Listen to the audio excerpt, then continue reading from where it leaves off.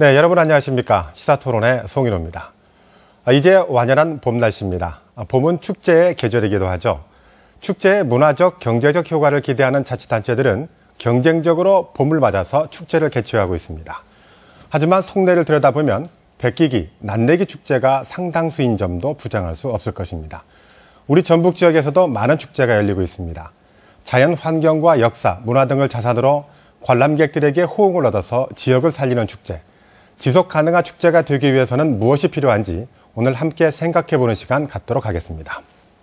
먼저 오늘 나와주신 분들 소개해드리겠습니다. 이덕순 원광보건대학교 교수 자리하셨습니다. 안녕하십니까? 네, 유기상 전주대학교 개건 교수 자리하셨습니다. 안녕하십니까? 김차동 전주 MBC 프로덕션 본부장 자리하셨습니다. 안녕하십니까? 네, 권호성 축제평론가 자리하셨습니다. 안녕하십니까?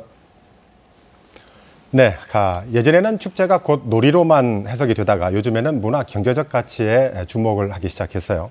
자, 축제를 일률적으로 재단해서 어떤 게 성공한 축제다 이렇게 평가할 수는 없지만 오늘 나와주신 패널들께서는 어떤 축제가 성공한 축제라고 생각하는지 간단히 의견 들어보고 본격적인 토론 이어가도록 하겠습니다. 먼저 이덕성 교수께서는 어떻게 생각하십니까? 네, 말씀하신 대로 일률적으로 축제의 성공을 말할 수는 없겠습니다. 그러나 성공한 축제의 특징은 있는 것 같습니다. 세 가지 부분으로 요약을 해본다면 첫째, 축제 컨텐츠가 차별화되어 있습니다. 두 번째, 방문객들이 직접 참여하고 체험해서 만족해합니다. 세 번째는 축제의 성과가 좋습니다. 즉 다시 얘기하면 방문객의 만족도가 높고 그 결과 다시 재방문율이 높아지는데 그런 의미인데요. 그 결과 방문객 수가 많고 경제적 효과도 굉장히 높게 나타납니다. 네, 자, 유기상 교수께서는 어떤 축제가 성공한 축제라고 평가하십니까? 네, 저는 두 가지 기준이 필요하다고 봅니다. 원래 이제 축제가 노는 거 아닙니까? 그래서 즐겁게 일탈하고 또 우리 주민들이 화보고 한 몸이 되는 것이죠. 그래서 즐겁게 재밌게 시원하게 놀았다 하는 이런 주민들이 좋아하는 축제면 뭐 만족할 것 같고요. 또 하나는 이제 경제적인 효과죠. 님도 보고 뽕도 따는 지역 경제나 지역 살림에 도움이 되는 그런 축제면 좋겠다. 그래서 어떤 축제들은 주민의 만족도도 있으면서 지역 경제에 도움이 되고 님도 보고 뽕도 따는 축제도 있습니다. 그런 경우는 더욱 좋겠지만 저는 축제 본질적인 목적에 따라서 둘 중에 하나면 성공했다 이렇게 보고 있습니다. 네. 자, 김차동 본부장께서는 제2인프로 본부장으로 많은 축제를 기획하고 운영을 해봐서 나름대로 상당히 많이 알고 계실 텐데, 자, 어떤 축제가 성공한 축제라고 생각하십니까? 우선 그 두 분께서 좋은 말씀을 해주셨고요. 뭐 크게 그 큰 맥락으로는 저도 같은 생각이고요. 근데 주로 축제는 그 소비자 입장 측면에서 주로 보시는데, 지역 축제는 공급자, 즉 축제를 만드는 사람들의 즐거움도 또 중요합니다. 거기에는 이제 지역 경제 활성화라든가 또 지역 특산물 판매라든가 뭐 이런 거. 성공 축제는 그런 공급자 중심에서도 좀 시각을 봐야 되지 않을까. 그래야만 이 축제가 좀 오래 갈 수 있고 또 성공할 수 있다. 저는 그렇게 봅니다. 네, 권호성 평론가께서는 어떻게 평가하십니까? 네, 뭐 다들 좋은 말씀하셨고요. 저는 뭐 이 평가 기준들, 세 분께서 말씀하신 평가 기준들을 다 합쳐서 좀 더 다면적으로 모두 종합적이고 다면적으로 이렇게 봤으면 하는 그 평가도 그게 더 축제를 다각도로 본다는 측면에서 더 그렇고요. 구체적인 예를 든다면은 일종의 지금 우리가 축제의 어떤 소비자라든가 공급자 그 말씀하셨는데 방문객이 축제에 얼마나 몰입하는가, 체류 시간이 얼마나 긴가, 거기에 대한 어떤 그 평가 작업이 있으면 좋겠고, 또 축제를 아까 공급자라고 하셨는데 기획자의 마인드가 이렇게 축제의 어떤 문화적 파급력이라든가 축제가 방문객들이 많이 오지 않더라도 얼마만큼 그 문화적 가치가 있는가 이런 면도 하나의 그 평가로도 보고 있고요. 좀 말씀이 길어지는데 크게 또 우리나라 축제는 문화 전통 예술이라는 어떤 문화 콘텐츠형 축제와 또 하나로는 지역 특성이라든가 지역 특산물 그 축제 그 두 가지 축제를 크게 나뉜다고 보고 있는데요. 문화 예술 전통 축제에 대해서 경제적 파급 효과만 볼 수는 없는 거고 특산물 축제라든가 지역 특성화 축제 속에서 어떤 문화 콘텐츠를 볼 수는 없는 거기 때문에 그렇죠. 이 두 가지를 좀 나눠서 판단해야 된다고 봅니다. 그렇죠. 축제마다 특성이 달리 있으니까요. 자, 자, 네 분들의 말씀을 들어보니까 성공한 축제를 바라보는 시각들이 조금씩 좀 다른 것 같습니다. 자, 그렇다면 자, 전라북도에서 여러 가지 축제가 되고 있는데 전라북도에서 그렇다면 가장 잘된 축제를 꼽는다면 무엇으로 꼽을 수 있고 그 이유는 무엇인지 먼저 권호성 평론가께 한번 질문을 드립니다. 아무래도 김제 지평선 축제가 제일 전라북도에서 우수 축제라고 많은 분들이 동의하실 거라고 생각하는데요. 이 축제는 조금 이따가 더 얘기가 나올 것 같아서 짧게 말씀드리자면은 축제의 명칭이라든가 축제가 갖는 프로그램, 그러면 축제가 상징하는 어떤 장소, 이런 모든 박자가 잘 어우러진 축제라고 생각합니다. 그래서 저는 개인적으로는 김제 지평선 축제를 전라북도에서 가장 우수한 축제로 뽑고 싶습니다. 네. 자, 김차든 본부장께서는 어떤 걸 꼽으시겠습니까? 전라북도 도내에서 한 70여 개 축제가 그렇게 굵직굵직한 축제들이 지금 연간 진행되고 있는 것을 알고 있는데, 권호상 선생님 말씀하신 대로 저도 지평선 축제가 대한민국 대표 축제고, 전라북도의 자랑거리이기 때문에 저도 동조는 하고요. 그러나 좀 다른 축제 하나를 좀 소개를 하고 싶습니다. 지금 진행이 되고 있는 축제인데요. 군산 꽁당보리 축제. 저는 왜 이 축제를 나름 잘된 축제라고 선정을 하느냐면은 저예산 고효율의 그런 축제라고 봅니다. 예, 지역 주민들이 적극 참여해서 지역 특산품이라든가 또는 군산을 알리는데 아주 큰 역할을 하고 있다고 봅니다.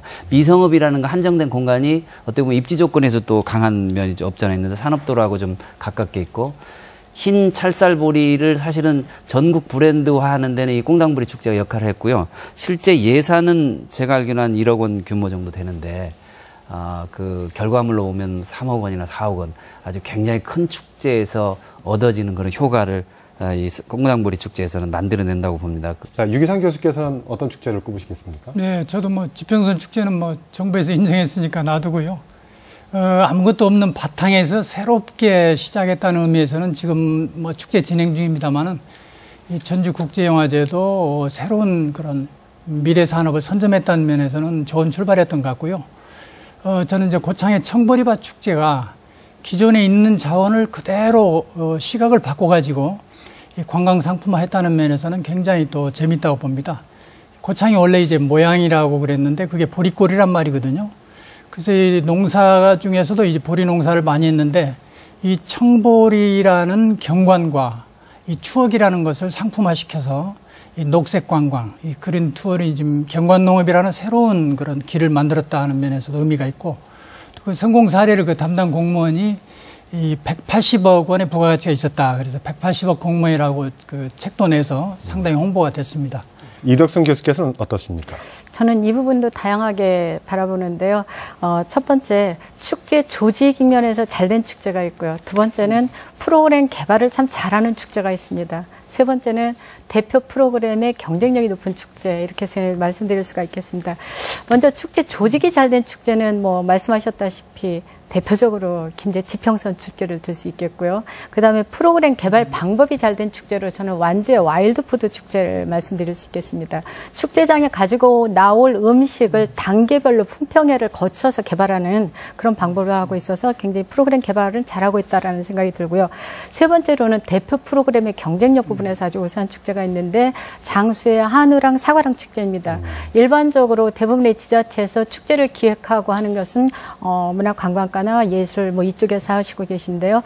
장수군 같은 경우에 사과가 대표 프로그램이거든요. 근데 그렇기 때문에 이걸 갖다가 농업기술센터에서 주축이 돼서 진행하고 있으셔서 대표 프로그램의 경쟁력 부분에서는 아주 좋은 축제라고 저는 그렇게 생각합니다. 네.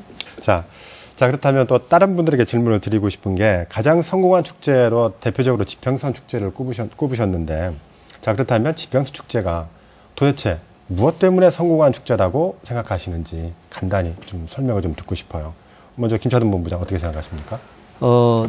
저희 전주 MBC 프로덕션에서 작년에 이제 대행사로 이렇게 선정이 돼서 1년 함께 했고요. 올해도 대행사 선정이 얼마 전에 있어서 이미 전문 인력들이 파견이 돼서 지평선 축제는 작년에는 아주 직접적으로 저도 경험을 했고요. 그 이전에 우리 전라북도 도민들 지평선 축제 간접적으로 경험하지 않은 분들이 없을 거라고 봅니다. 근데 대행사 관리자 입장에서 제가 한 1년 축제를 치르면서 느낀 건데, 일단 지평선 축제는 아이템이 정말 최상의 조건에서 만들어졌습니다. 어떻게 보면 농촌의 그 향수를 자극하는 그런 지평선에서 만드는 아이템에다가 이제 정부 지정 축제에 대해서 평가 기준 중에 프로그램 한 30% 정도 비율을 변화를 줘야 됩니다. 근데 사실은 다른 축제들이 30% 맞추기가 쉽지 않은데 이 농경 문화를 중심으로 한 축제이다 보니까 사실은 실무자들 입장에서는 그렇지 않다 그렇게 얘기하실지 모르지만 프로그램 개발하는 데는 무궁무진한 또 아이디어가 있고 사실은 소재들이 있습니다. 그중에 그냥 두 가지를 요약을 한다면 기존에는 그 관광 성향의 그런 프로그램들이 많았었는데 최근에는 직접 만져보고 느껴보는 체험형 프로그램으로 지금 많이 변화를 주고 있습니다. 이런 점이 대한민국 대표 축제 3년 연속 지정에 큰 역할을 했던 게 아닌가. 유기상 교수께서는 덧붙일 말씀 혹시 있으십니까? 예, 저는 조금 다른 각도에서 저는 그 인문학적인 관점에서 성공론이 좀 있습니다. 지금 세상 일이 잘 되려면 하늘, 땅, 사람, 이 천지인 조화가 돼야 된다고 하지 않습니까? 이 지평선이 하늘과 땅이 만난 거거든요. 근데 역사 문화에 아주 그 농경 문화가 익사는 김제가 절묘하지 않습니까? 이 벽골제 지금 세계문화유산 등재자가 하고 있죠. 우리나라 농경 문화 역사에는 누구 당할 사람이 없지 않습니까? 그러기다 이제 마치 90년대에 우리 조정래 선생의 아리랑이 국민 고전이라고 부를 만큼 데이트를 했었죠. 그 다음에 2003년도에 또 우리 정상훈 이사장님이 우리 전라북도 최초의 대안학교, 전국구 대안학교를 만들었는데 그 학교 이름도 지평선 중고등학교 있지 않습니까? 그래서 하늘, 땅, 조화가 만났고 거기에 이제 사람인데 저는 축제의 여러 가지 성공 요인 중에서 가장 큰 게 사람이라고 봅니다. 그래서 아까 말씀하셨지만은 지금 담당하는 그 담당자들이나 주요원분들이 지금 계속 하고 있습니다. 시장은 바뀌어도 축제 담당자는 바뀌지 않는 곳. 추진위원장님도 그렇습니다. 지금까지 바뀌지 않고 하고 있는 것. 그리고 이제 또 보면 얼마나 그 시에서 전적으로 밀어주느냐 볼 수 있는 게 조직 이름에 축제라는 이름이 들어간 데가 김제시밖에 제가 알기로는 없습니다. 그래서 이 천지인 조화로 김제 지평선 축제는 잘 되게 돼 있다. 저도 동의합니다. 그래야 공무원이 10수년간 같은 일을 맡아야 시행착오에 대한 수정도 가능하기 때문에 그런 것 같습니다. 자, 시간 관계에서 다음 주제로 넘어가도록 하죠. 자, 흔히들 문화관광축제라는 표현을 하는데 이 단어가 축제가 추구하는 바가 들어있는 것 같습니다. 자, 문화와 관광효과 두 마리를 다 잡겠다는 뜻인데 이게 말처럼 쉽지는 않죠. 자, 자치단체마다 일단 관광객들을 많이 끌어오는데 방향성을 두고 있어요. 그래서 축제가 어떻게 보면 갈수록 대형화되고 있지 않느냐라는 생각도 드는데, 자, 이런 경향에 대해서는 어떻게 평가할 수 있는지 이덕순 교수께서 어떻게 생각하십니까? 지금 이 자리에서 문화관광축제다라는 그 단어를 언급하셨는데 이걸 갖다 공식적으로 이렇게 명칭화된 것은 1995년에 문화체육관광부에서 외래 관광객의 유치 또 지역 관광 활성화라는 걸 목적으로 해서 전국 축제 중에서 관광 상품성이 큰 축제를 선정을 하고 지원을 하고 육성했던 데서 시작이 됩니다. 그러면 이 단어의 기본적인 가지고 있는 개념 자체가 외래 관광객 유치가 있거든요. 그렇다라고 한다면 지금 그러다 보니까 많은 지자체들이 우리 그 축제는 얼마만큼의 입장가격이 되었다라는 그런 말씀들을 하시는데 많이 부풀려진 허수가 아니라고 한다면 축제에 있어서의 관광객 수는 대단히 중요하다고 봅니다. 그다음에 앞으로도 이 개념은 무시할 수 없을 것 같습니다. 네. 자, 유기상 교수님. 자, 그 경제적 효과를 말씀하셨는데 자치단체가 지역의 경제적 파급 효과를 분석하는 툴, 그러니까 도구를 보면은 2시간마다 파악을 하더라고요. 그 입장객 수를 2시간마다 이 일정 규모의 몇 사람이 들어있느냐에 따라서 총 입장객 수와 그다음에 심지어는 기름값, 유류비까지도 그 지역에서 소비를 했다라고 평가를 하는데 사실 서울에서 지평축제를 보러 와서 꼭 김제에서 기름을 넣으라는 법은 없거든요. 또 지나치게 확대된 건 아닌가라는 생각도 있는데 그 점에 대해서는 그 도 국장도 계셨으니까 어떻게 평가할 수 있겠습니까? 이게 이제 일반적으로 관광객 집계 방법이 여러 가지 어려운 점이 있는데요. 그러니까 유료 관광지하고 무료 관광지를 나눠서 그러니까 아까 관광지에도 티켓을 판매하는 데는 거의 정확하게 이제 집계가 되죠. 거기는 이제 외국인, 내국인도 집계가 되게 됩니다. 네. 근데 유료가 아닌 곳은 상당히 이제 추상적인 방법을 하기 때문에 아까 이제 사회자 말씀하신 여러 가지 추산 방법이 있는데 대개 경우에는 축제 자체에서의 수지가 맞기는 상당히 지금 어려운 구조죠. 대부분 이제 지역에서 기대하고 있는 것은 그 축제를 통해서 관람객이 많이 오고 또 그걸 통해서 지역 이미지 홍보를 하고 특산품 판매를 하고 그런 간접적인 부대 효과에 보다 좀 중점을 두고 있지 않나 이런 생각이 들고요. 우선 문화관광축제라는 것을 문화부에서 지금 육성을 하고 있는데 관광국에서 하고 있고 거기에 또 일정 기금 지원해주는 재원도 관광기금입니다. 그러니까 기본적으로 문화보다는 관광에 중점을 둔 것이다. 그래서 그런 면에서는 저는 같은 자원이면 또 외부에 잘 알려서 비싼 값으로 팔 수 있고 지역 홍보까지 할 수 있다면 괜찮다고 봅니다. 네. 자, 김대전 본부장. 예. 좀 전에 말씀하셨듯이 자치단체마다 우선 일단 관광객들을 많이 끌고 오고 보자. 뭐 이런 식으로 계속 되고 있는데 이런 경향 어떻게 평가할 수 있을까요? 이제 축제를 만드는 입장에서는 우선 흥행을 생각 안 할 수 없습니다. 이제 흥행은 바로미터가 집객입니다. 집객, 사실은 이제, 이덕순 교수님께서 이제 평가위원으로 계시지만 평가의 가장 기준이 되는 게 아마 우선 얼마만큼 사람이 모였느냐, 아까 뭐 표본 집단으로 할 수밖에 없는 건데 그러다 보니까 그쪽에 함몰될 수밖에 없는 거고 또 흥행성 위주의 프로그램을 만들고 뭐 이게 사실은 이제 축제의 본질하고는 좀 다르게 그렇게 흘러갈 수밖에 없는 현장에서 현실입니다, 사실. 그런 부분에 대해서는 축제를 좀 성공하는 축제를 만들기 위해서는 그런 부분도 좀 같이 고민을 해야 되지 않을까 그런 생각을 합니다. 네. 권호섭 평론가께서는 아까 그 성공한 축제에 대해서 정의를 내리실 때 축제마다 성격이 다르니까 일적일 잣대를 대면 안 된다라고 말씀하셨어요. 자, 그렇다면 이 부분에 대해서 그러니까 자치단체마다 수많은 관광객 누가 몇 사람이나 왔느냐가 성공의 요인이 되는 지금 현재 축제 시스템은 어떻게 생각하십니까? 그렇죠. 뭐 집객수도 이거 어떻게 하느냐에 따라 천차만별이고 그리고 내놓는 걸 보면은 저는 한 번도 믿어본 적이 없어요. 그리고 경제적 유발 효과라는 그것도 무슨 근거로 그렇게 나왔는 이 근거는 물론 있겠지만은 그게 과연 진짜 실수인가 허수는 아닌가 그런 의문이 들 때가 많거든요. 저는 이제 이런 방식에서도 아까 제가 처음에 말씀드렸듯이 체류 시간이 얼마이고 축제에 대한 몰입도가 얼마인가를 이걸 좀 물론 정량적으로 평가를 해야 되겠지만은 그런 그 평가 도구라든가 툴을 좀 개발할 필요도 있다고 봅니다. 네, 김재단 본부장님. 예. 문화예술에 중점을 둔 축제와 관광에 중점을 둔 축제는 디테일, 세부 기획이라든지 이런 게 많이 다르겠죠? 송하진 지사님이 이제 도정을 맡으시면서 새로운 아이콘으로 떠오르는 게 이제 문화 관광. 이게 이제 뗄래야 뗄 수 없는 하나의 단어로 이렇게 붙여져서 사용이 되고 있는데요.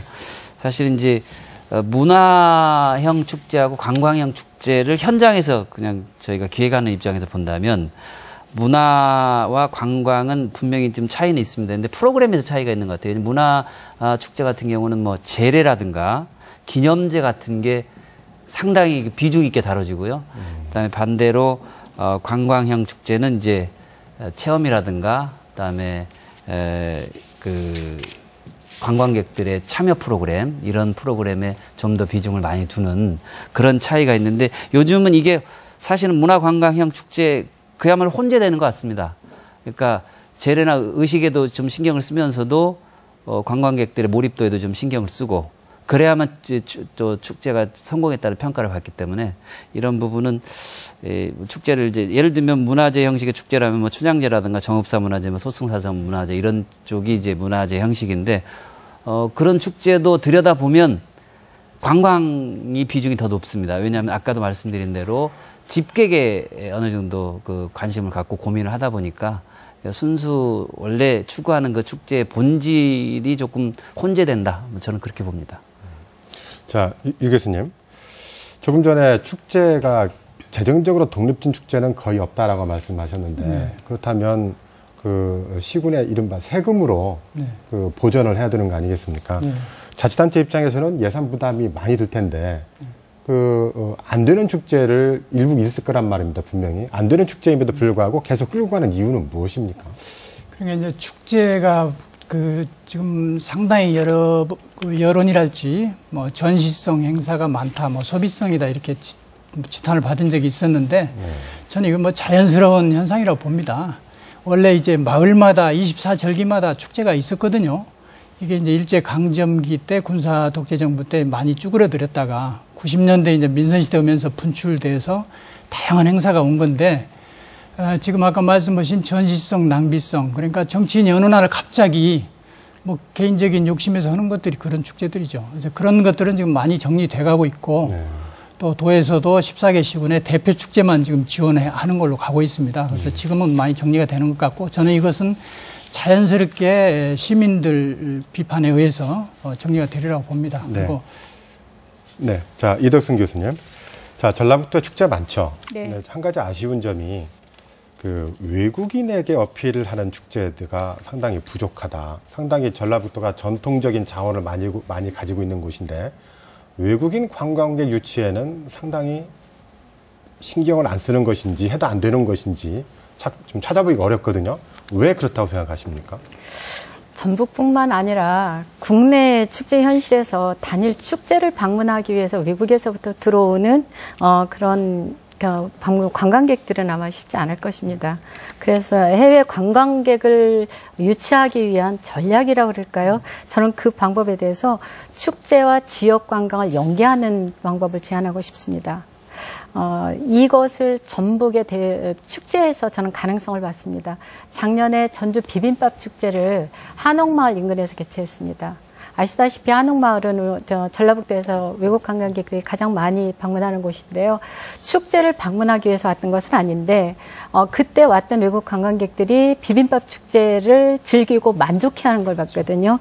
예, 그래서 저는 이 가능성을 봤고요. 그런데 그렇다고 해서 그러면 다 그게 가능하냐 그런 건 아니고요. 다른 지역이라고 그런다면 외국 관광객 수용 태세부터 정비돼야 될 것 같습니다. 예를 들면 언어의 문제, 어려운 문제가 일단 해결이 돼야 되고요. 그다음에 숙박이나 음식에 대한 문제가 없어야 되겠습니다. 네, 권호선 평론가께서는 어떤 생각 가지고 계십니까? 원래 지역 축제를 만들 때 해외 수출용 축제를 만드는 데는 세계 어느 나라도 없다고 보고 우리 나라에서 그런 말씀을 자주 하시는데 한류품이 불어서 그러는 것 같은데 해외 유명 축제 같은 경우에도 외국인들을 방문객들을 위해서 만든 축제는 아니거든요. 자기 지역 역사부터가 몇백 년 되고요. 일단은 자기 지역 주민들이 좋아서 다른 배낭여행객이랬다 방문객들이 보고 나서 입소문을 해서 번지는 경우도 많고, 물론 이제 마케팅 차원에서 현대화 되면서 마케팅에서 이제 TV라든가 언론 노출을 통해서도 홍보를 또 하니까 그렇게 되는 건데, 기본적인 거는 전라북도에서 해외까지 알려질 축제라고 봐야 된다면 영화제뿐만 아니라 일단은 전주, 전라북도 도민들의 어떤 사랑받고 기본적으로 많이 참여하는 축제이다 보면은 외국인들에게 자연스럽게 알려지게 될 거고, 그게 더 눈덩이처럼 효과를 거둬서 언론 노출도 될 수 있는 것이고, 저는 그렇게 판단하고 있습니다. 그래서 애초부터 뭐 해외 수출용 축제를 만든다는 것 자체가 저는 어불성설이라고 보고요. 단 한 가지 이제 좀 아쉬운 프로그램이 있다고 본다면은 뭐 소주 축제가 됐건 아니면 다른 어떤 독립적인 축제를 해도 좋은데, 우리 한복 같은 경우를 좀 현대와 전통을 아우를 수 있는 서울에 무슨 유명한 패션 위크가 있지 않습니까? 일종의 패션 축제인데, 한복도 우리 전주에서 한복 패션 위크라고 해서 좀 소식자와 연계한다든가 아니면 독자적으로 축제를 개발했으면 이것도 좀 어필하지 않을까, 그런 생각을 좀 해봤습니다. 네. 자, 문화관광 축제에 대한 고민을 좀 해봤는데, 그렇다면 성공적인 축제를 만들려면 또 뭐가 필요한가에 대해서 토론 계속 이어가도록 하겠습니다.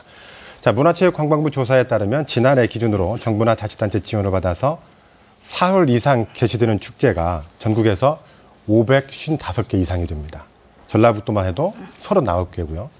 이렇다면은 좀 난립에 가까운 게 아닌가라는 생각이 드는데, 자, 생존한다는 것은 지속 가능해야 되죠. 자, 그렇다면 전라북도에 있는 축제들이 지속 가능하려면 어떻게 해야 되느냐를 질문을 드리겠습니다. 공통 질문으로 좀 짧게 좀 부탁드리겠습니다. 유 교수께서 먼저 대답해 주시죠. 네, 우선 주민들이 동의를 해야 됩니다. 그래서 그러기 위해서는 지역 정체성하고 이제 맞는 축제가 돼야 할 거고요.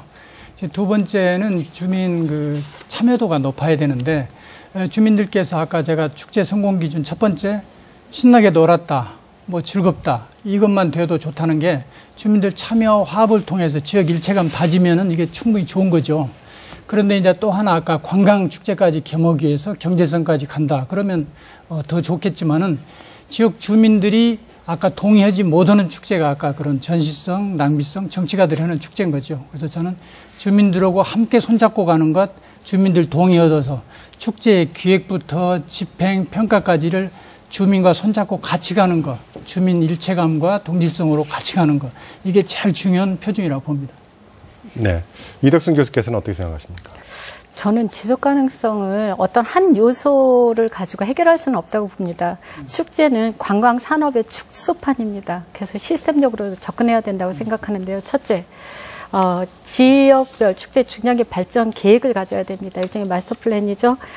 예를 들면 매년 비슷비슷한 내용이나 단체장이 바뀌거나 공무원이 바뀐다고 해서 매년 바뀌는 축제, 그런 축제가 아니고요.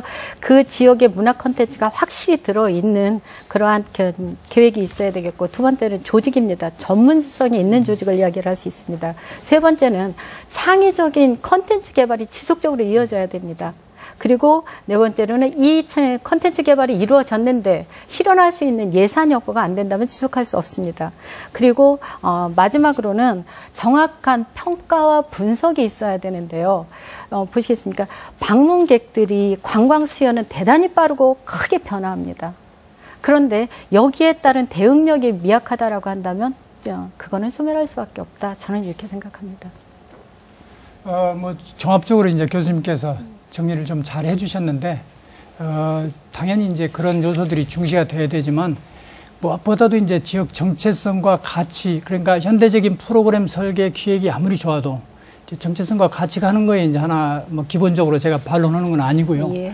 그 다음에 이제 저도 아까도 성공님이 말씀드렸지만은 이 사람들, 특히 지금 지방 민선화에서 정치성이 흔들리지 않아야 되거든요. 지금 민선 시장 군수 바뀔 때마다 사람이 바뀌고 프로그램 내용이 바뀌어가지고는 지속 가능할 수가 없잖아요. 그러니까 바뀌지 않고 50년 후에, 10년 후에 이 축제가 어떻게 발전해야 된다고 가려면은 결국 주민들 동의를 얻어서 함께 가야 된다. 그런 취지입니다. 그 말씀 때문에 제가 가장 먼저 했던 게 바로 축제에 마스터 플랜이 있어야 된다는 거죠. 예. 네. 자, 김차동 본부장과 권호성 평론가께 공통 질문도 드리겠습니다. 자, 축제가 대형화되고 있죠. 그런데 재정적인 자립이 가능하지 못한 축제는 그렇다면 어떻게 해야 될까? 이른바 소규모 축제는 그냥 놔둬야 되는지, 이제 이런 부분에 대해서는 서로 찬반이 엇갈리고 있어요. 자, 먼저 김차동 본부장, 이 부분은 어떻게 해결해야 될까요? 어떤 의견을 갖고 선생님께서 어떤 의견을 하실지는 저는 잘 모르겠는데, 일단 소규모 축제를 저는 활성화를 시켰으면 좋겠다. 그래서 그 축제들이 경쟁력을 가지면서 좀 더 대형화될 수 있는 자생력을 좀 키우게 할 수는 없을까. 그러게 된 처음에는 이제 민간주도형, 아마 청보리밭 축제도 처음에는 민간주도형이었는데 워낙에 경쟁력이 있다 보니까 행정에서 지원을 하고 그러면서 이제 고창을 대표하는 축제가 됐잖아요. 뭐 처음에 태생은 그렇게 자연스럽게 축제를, 크고 작은 마을 단위 축제를 활성화할 수 있는 그런 기회 제공은 해주는 게 지금 이제 난립이라는 표현인데 그건 난립이 아니라고 봅니다. 왜냐하면 그 지역 주민들이 어떻게 보면 그 동기부여도 갖고 삶의 동력을 갖기 위해서 나름의 자기들만의 축제이기 때문에 그걸 이제 누군가가 보고 좋아서 찾아오고 그러면서 이제 관광객이 만들어진다고 전제한다면은 그런 기회는 많이 제공을 했으면 좋겠다 싶습니다. 예, 뭐 저도 일정 부분 동의하고요. 우리나라 축제 중에서 재정적으로 독립하는 축제는 저는 거의 없다고 단언하고 있습니다. 대부분의 우리나라 지역 축제는 지자체의 지원으로 진행되거든요. 제가 알기로는 90%가 넘는 걸로 알고 있거든요. 그러니까 지자체의 지원 없이는 축제를 치를 수도 없다라는 거죠. 저는 이제 이걸 영화 상업에 많이 견주는데, 영화 자체가 지금 우리 한국 영화 자체가 최소 뭐 몇십억 아니면은 영화를 만들 수 없잖아요. 축제도 마찬가지거든요. 그 시민들의 눈높이가 높아졌기 때문에 뭐 아까 꽁당보리밭 축제 같은 그 예외적인 경우를 제외하고는 기본적인 재원이 들어가야 되거든요. 근데 민간인들이 축제를 통해서 돈을 벌 수 있다면 얼마든지 자기 민간 투자도 해서 하겠죠. 근데 안 하지 않습니까? 네, 그러니까 그 축제를 통해서 수익 구조를 창출할 수 있는 어떤 기회가 적다라는 거죠. 실제로. 그리고 이제 그렇기 때문에 그런 측면에서 그러니까 그 재정적인 어떤 독립으로서 지속 가능성 있는 축제를 유지하기에는 한계가 있다. 그리고 또 지자체에서 지원해주기 때문에 지자체의 대부분 분들이 그 축제를 통해서 참신하거나 혁신적이거나 모험적인 어떤 축제 주제를 찾지를 안 해요. 일종의 검증을 댔거나 또 벤치마킹이라는 미명 아래 타 축제, 좋은 축제들만 복제 내지는 모방을 통해서 이렇게 벤치마킹이라고 그렇게 좋게 얘기는 하지만은 어떻게 보면 저작권 침해이기도 하거든요. 그런 식으로 이렇게 하는 문제도 있고. 그런데 이제 제가 보기에는 지금 곧 있으면 전라북도에서 문화재단도 출범한다고 들었는데요.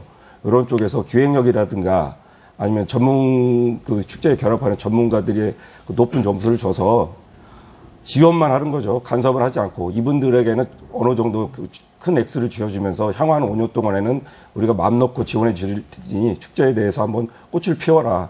이런 식으로 지원해 주는 게 소규모 축제들한테는 더 좋지 않을까. 거기서 가능성이 있으면은 이제 예산 늘려가면 되고요. 그 민간 주도형의 축제, 초창기의 축제는 좀 자연 친화적이고 생태적이고 이러다가 행정이 개입하면서 정형화가 됩니다, 사실은.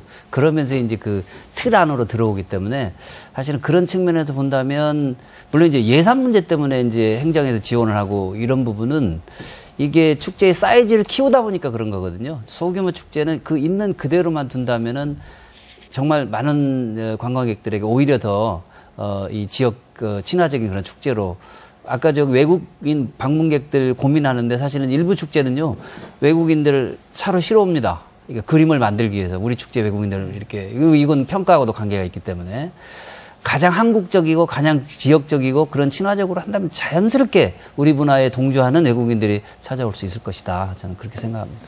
그 소규모 축제는 저는 굉장히 중요하다고 보는데요. 그 소규모 축제가 바로 지역의 풀뿌리 문화예술 활동이거든요. 그래서 이분들이 그 문화예술 활동을 통해서 문화 기획력도 키우고 지역 문화예술 역량을 키워서 이 부분들이 이제 문화 일꾼이 되는 겁니다. 그래서 인재 양성 면에서나 지역의 역사 문화를 복원하는 의미에서 굉장히 중요하다고 보고 저는 이 부분에 대해서는 자치단체가 적극 예산 지원을 해야 된다고 봅니다. 근데 다만 아까 본부장님 말씀처럼 예산은 지원하되 내용에는 간섭하지 않아야 되는 게 이제 그 문화예술 예산 정책의 기본이잖아요. 그래서 이걸 염려 안 해도 되는 게 지금 전라북도 금년 예산 구조에서 문화체육관광국 예산이 3% 정도밖에 안 됩니다. 구조가. 그중에 문화예술 예산은 2%, 1%도 안 됩니다. 그렇기 때문에 전체적인 그 예산 비중에서 40% 정도가 지금 사회복지에 들어가 있고요. 15% 정도가 농림, 또 10% 정도가 지금 SOC에 들어가 있습니다. 그래서 문화예술 쪽은 소규모 예산 활동 적극 지원해서 이것을 키우는 것이 장기적으로 우리 창조 역량, 창조 경제, 이 키우는 동력이 될 것이다. 이게 문화예술을 통해서 앞으로 재창조수는 전라북도에 힘이 나온다. 좋은 축제도 이들이 만들 수 있다. 그래서 소규모 문화예술 활동, 소규모 축제 지원은 투자다. 이렇게 생각합니다. 네. 제가 그 권호선 평론가에게 또 다른 질문 하나 던져보겠습니다. 자, 전라북도의 축제를 냉정히 살펴보면 단체장이 바뀌면 사라지는 축제가 있어요. 현실적으로 보면은 축제 효과보다는 치적 쌓기, 좀 더 싸납게 말한다면 낯내기용이어서 그런 거 아닌가라는 생각이 드는데, 자, 전라북도 축제가 대형 축제만 36개 있다 말씀드렸잖아요. 이런 축제들, 대형, 소형을 막론하고 전라북도에서 치러지고 있는 축제들, 이런 모순을 가지고 있지는 않습니까? 아까 유기상 교수께서는 상당히 없어졌다라고 하는데 제가 볼 때는 좀 여전히 있는 것 같기도 하고 어떻습니까? 있죠. 아무래도 시장이라든가 단체장들의 인사말이 꼭 들어가고 국회 그 정치적인 부분이 있기 때문에 있는 건데 아까 모두에 잠깐 얘기 드렸지만 축제 예산 자체가 지자체에서 나오기 때문에 거기에 수장인 단체장들의 어떤 그 축제 같은 그 좋은 자기 홍보라든가 지적을 내세울 만한 공간이 그다지 많지 않습니까? 선거부터 여러 가지 걸리니까. 그리고 그런 걸 도구로 삼는데, 이게 유 교수님께서도 뭐 지적하셨다시피 예전에는 뭐 10분이고 20분이고 뭐 축사하고 그랬지 않습니까? 요새는 대부분 5분 안에 끝내고요. 시민들이 밑에서 그걸 놔두지를 않기 때문에 그런 부분에 대해서는 어느 정도 좀 모아지는 것 같아요. 그래요. 예. 그 이덕순 교수께서도 현장 축제 현장 많이 다니실 텐데 어떻습니까? 보시기에? 예. 지난해 세월호 사건으로 인해서 부안 마실축제가 개최되지 못해서 13개 지자체 축제 현장에서 총 52일을 있었습니다. 말씀하신 대로 해당 지자체 행사를 벗어나지 못하는 축제도 있었던 것으로 저는 생각을 합니다. 그런데 냉정하게 말하자면 이 치적 쌓기나 난내용이라고 한다면 전 좀 더 세련된 전략이 필요하다 이렇게 생각이 듭니다. 이제 축제는 초기에는 경제적인 효과에 치중을 했었는데 요즘 같은 경우에는 지역 브랜드 가치로 축제를 활용하고 있거든요. 그렇다라고 한다면 지역 단체장의 입장에서 전국적으로 유명한 우리 지역 축제가 되게 하는 게 더 치적을 쌓고 더 난내경이 되지 않을까 저는 그래서 좀 이런 점을 좀 말씀드리고 싶습니다. 네, 자. 각 시군마다 재원은 한정이 돼 있고 그래서 그 선택과 집중이 또 필요한 것 같습니다. 자, 성공한 축제의 필수 요건이라고 보면은 선택과 집중으로도 볼 수 있겠는데 자, 어떤 기준으로 무엇을 선택하고 구체적으로 무엇을 집중할 것인가에 대해서 마지막 주제로 놓고 이야기해 보도록 할게요. 자, 아까 유 교수께서 말씀하셨지만 지역 축제 가운데서 스스로 재정적 자립할 수 있는 축제는 거의 없다고 말씀하셨는데 지금 가장 큰 문제는 그 부족한 재정을 국민의 세금으로 메우고 있는 거죠. 자, 다시 질문 드리겠습니다. 축제의 경제성에 대한 고민은 어떤 방향으로 이루어져야 된다고 보십니까? 먼저 유 교수께서. 그래서 직접적으로 축제 경비를 이걸 유료화해서 이제 조달하기는 어려울 겁니다. 단시간 내하기는. 그래서 저는 그 축제 자체가 세금으로 운영을 하지만은 그걸 통해서 주민들의 지역 경제라든지 살림이 보탬이 되고 또 지역의 특산품을 가치 있게 팔 수 있게끔 그런 기반이 되어준다면 충분히 경제적인 효과도 있지 않느냐 이런 생각은 하고요.